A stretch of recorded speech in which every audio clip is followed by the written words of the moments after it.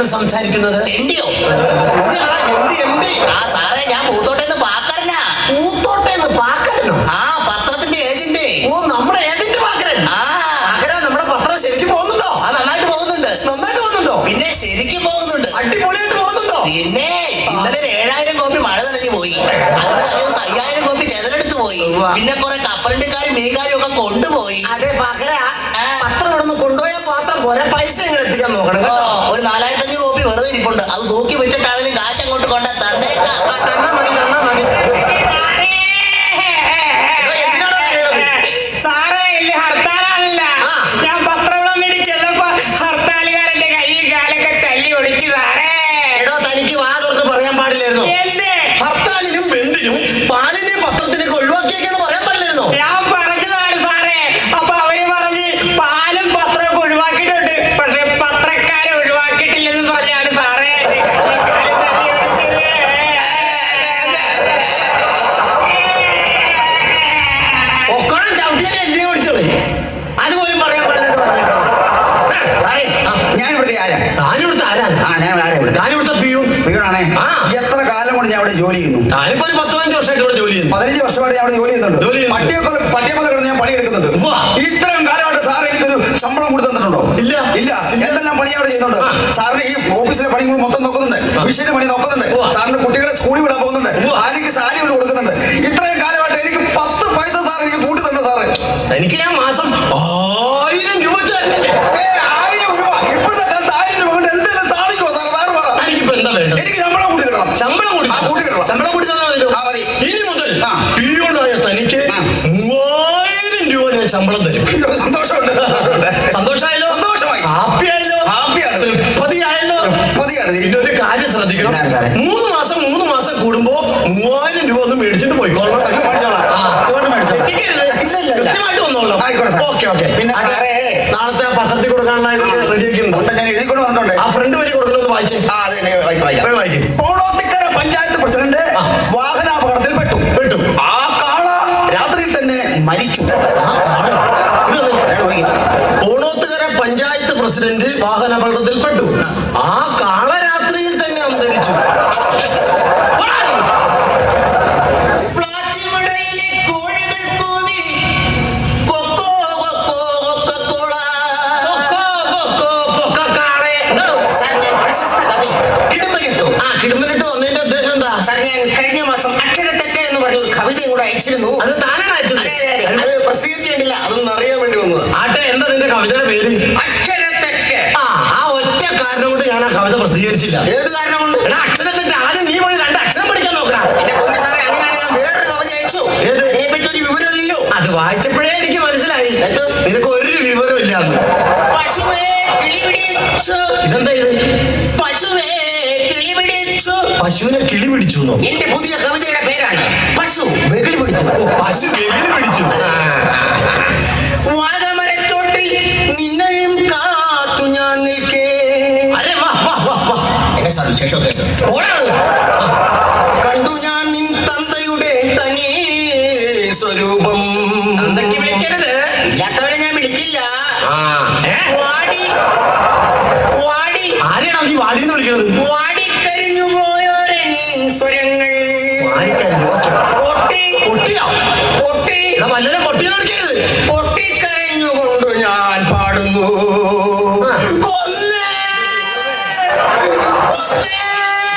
ആരെ കൊന്നിട്ടാണ് ഇങ്ങോട്ട് വന്നത്? കണിക്കൊന്നേ വിടര് വിടര്. അവിടെ നിന്ന മതി മര്യാദ. ഈ കവിത എങ്കിലും ഇതിന് ഈ പത്രത്തിൽ ഒന്ന് വെളിച്ചം കാണിക്കണം. ഇത് വെളിച്ചം കാണിച്ചാൽ മതി. വെളിച്ചം കാണിച്ചാൽ മതി. ഓക്കെ, സന്തോഷമായി. ഇത് പിടിച്ചേ. വെളിച്ചം കാണിച്ചു തരാം കേട്ടാ. ഇതുവരെ വെളിച്ചം കണ്ടല്ല നിന്റെ ഒരു കവിത. ഇതുവരെ ഒരു കവിത വെളിച്ചം കണ്ടിട്ട്. എന്നാ വിളിച്ചോ.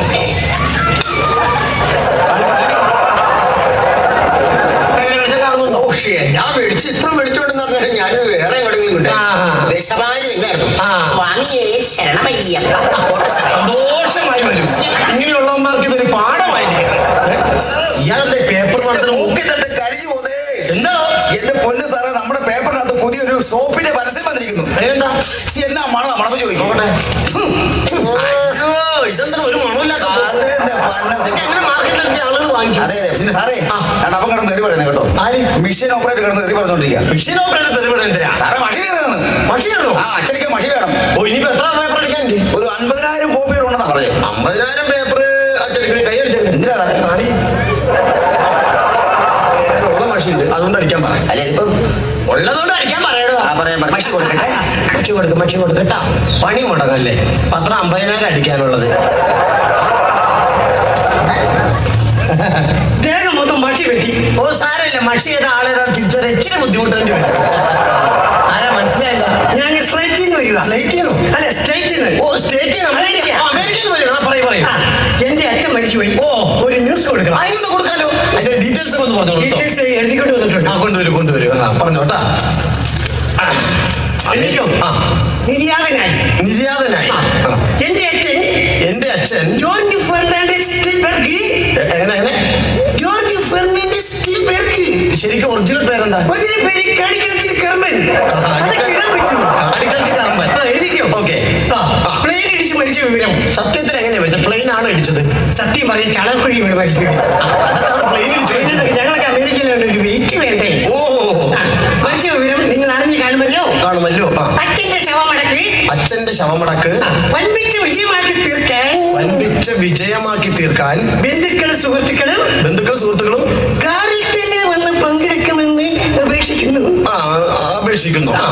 അച്ഛന്റെ ശവമടക്കിന് ശേഷം കൊച്ചിൻ കൊച്ചാപ്പിയും സംഘവും അവതരിപ്പിക്കുന്ന മിമിക്സ് പരേഡും ജൂനിയർ സിൽക്ക് സ്മിതയുടെ അടിപൊളി നൃത്തം ഉണ്ടായിരിക്കുന്നതാണ്. ഓ ശവമടക്കിന് ശേഷം പിന്നെ അടിപൊളി നൃത്തം മാത്രമല്ല ഗംഭീര കാര്യമായിരുന്നു പ്രയോഗവും ഉണ്ടായിരിക്കും. അപ്പന്റെ ശവമടക്കിന് ശേഷം അത് കൂടണ്ടേ. ഓ നിങ്ങളൊക്കെ അമേരിക്കയിലാണല്ലോ അല്ലേ? കാശ് അടിച്ചു പൊളിക്കും. ഈ പരസ്യം വായിച്ചാലും ഇല്ലെങ്കിലും എല്ലാവരും വീട്ടിലെത്തണം. എന്ന മക്കളാരൊക്കെയാ? പറഞ്ഞുതരാം. ജോർജ് വാൽക്കിനേഴ്സ് ലണ്ടൻ. ജോലി എഞ്ചിനീയർ. ശമ്പളം 1,00,000. 1,00,000. 2 കാറ്. നാട്ടിൽ 10 ഏക്കർ റബ്ബർ. അതൊക്കെ ഉണ്ട്. എഴുതി. രണ്ടാമത്തെ മകൻ ജെയിംസ് ബോണ്ട് കാപ്രിയോ. വീട്ടിൽ വിളിക്കുന്ന കുഞ്ഞാപ്പി. അത് വേണ്ട കേട്ടോ. ജോലി ഡോക്ടർ. ശമ്പളം 3,00,000 രൂപ. 3,00,000. 10 നില ഫ്ലാറ്റ്. ഭാര്യമാരായി 3 മതാന്മാരാ. എന്നാ വെയിറ്റാണ് അവിടെ. പിന്നെ മൂന്നാമത്തെ മകൾ എലിസബത്ത് സർബത്ത്. ഡിക്രൂസ്. ജോലി നൈറ്റ് ഡ്യൂട്ടി. ആർക്കും അറിയത്തില്ല എന്നാ ജോലിയാണെന്ന്. വരുമാനം 3,00,000 5 ലക്ഷത്തിന് ഇടയ്ക്ക്. 3,00,000 5 ലക്ഷത്തിന് നാട്ടിൽ ഒരു 5 ഹോട്ടൽ. ഭർത്താക്കന്മാർ സ്ഥിരമല്ല, മാറി മാറി. അങ്ങനെയാണല്ലേ? പിന്നെ അപ്പന്റെ ഫോട്ടോ ഉണ്ടോ കയ്യിൽ? ഫോട്ടോ ഉണ്ടല്ലേ? ഗ്രൂപ്പാ. ശരി. ഇത് നിങ്ങളുടെ വീട്ടുകാരെ കുടുംബക്കാരൊക്കെ ഫോട്ടോ ഇട്ട അപ്പന്റെ ഫോട്ടോ അല്ലേ വെക്കണം? അപ്പന്റെ ഫോട്ടോ ഒന്നും കൂടെ ഉണ്ടാ. അതെന്താ?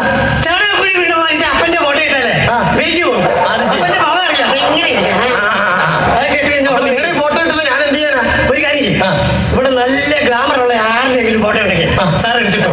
അതിന്റെ പൈസ ഞാൻ വേറെ. ഓക്കെ എന്നാ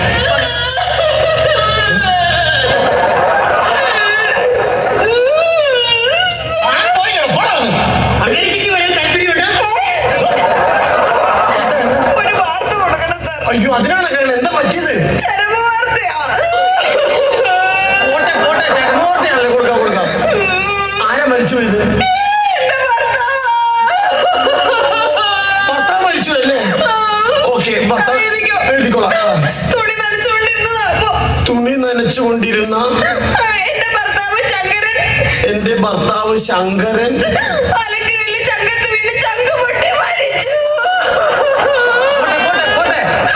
കരയല്ലേ. അലക്കുകല്ല് ചങ്കത്ത് വീണ് ചങ്ക പൊട്ടി മരിച്ചു. ഈ മരണവാർത്ത എല്ലാ മിത്രങ്ങളെയും അറിയിച്ചു കൊള്ളുന്നു.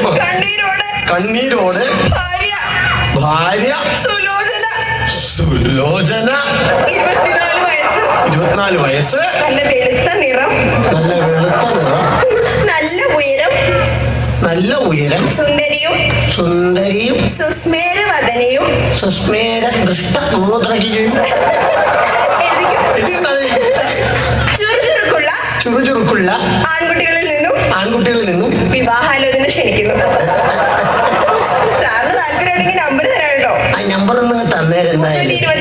325 8010 അല്ലേ? ഓക്കെ. വിളിക്കണം കേട്ടോ. ഭർത്താവ് എങ്ങനെയാ മരിച്ചെന്ന് പറഞ്ഞേ? ചങ്കത്ത് അലക്കല്ല് വീണു. അലക്കല്ലേ? എന്റെ ചങ്കത്ത് അമ്മിക്കല്ല് വീഴ്ത്തി കൊല്ലാനുള്ള പരിപാടിയല്ലേ?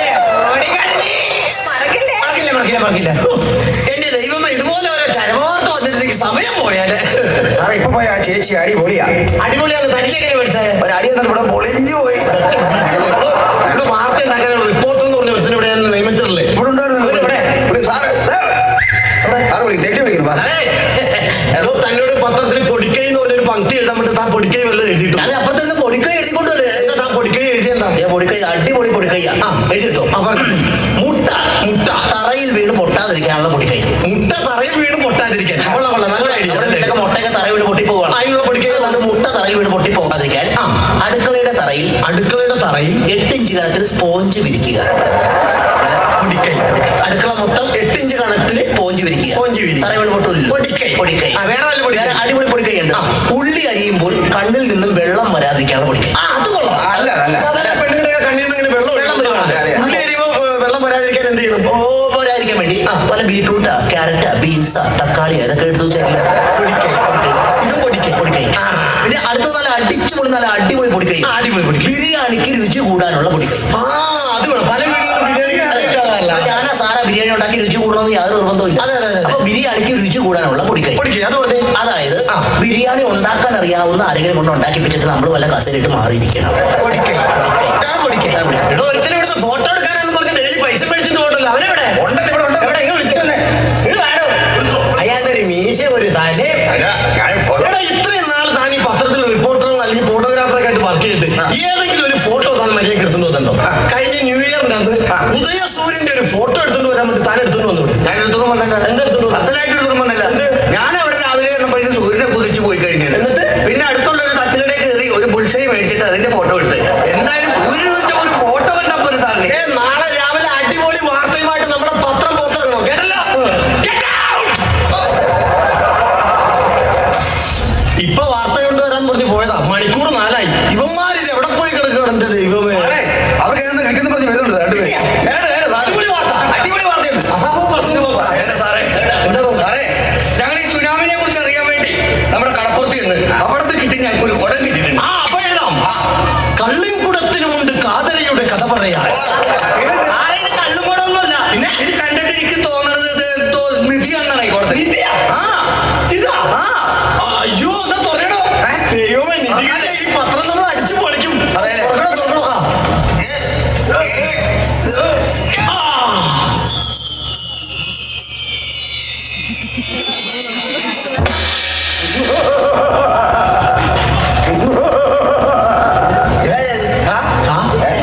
അല്ല, ആരാ മനസ്സിലായില്ല? ഇത് മനസ്സിലായില്ല. ആരാണെന്നാ ചോദിച്ചത്? ഞാൻ ഭൂതമാണ്.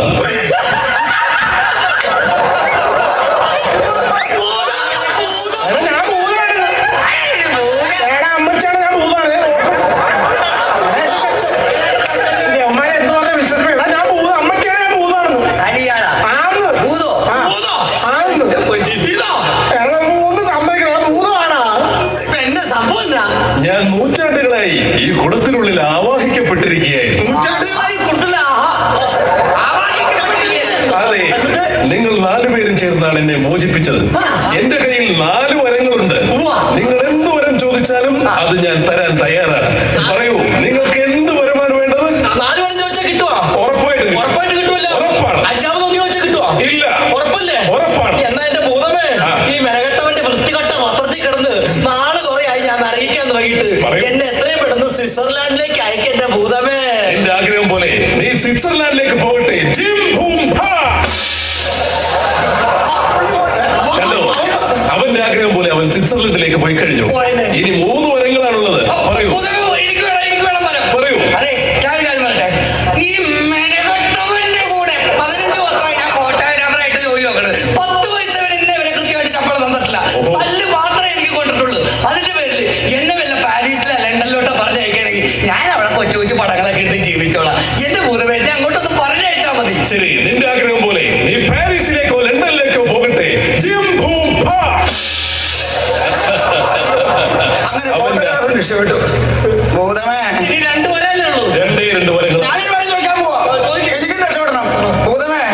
ഈ കാലമാടന്റെ ഓഫീസിൽ വന്നിട്ട് 15 കൊല്ലമായി.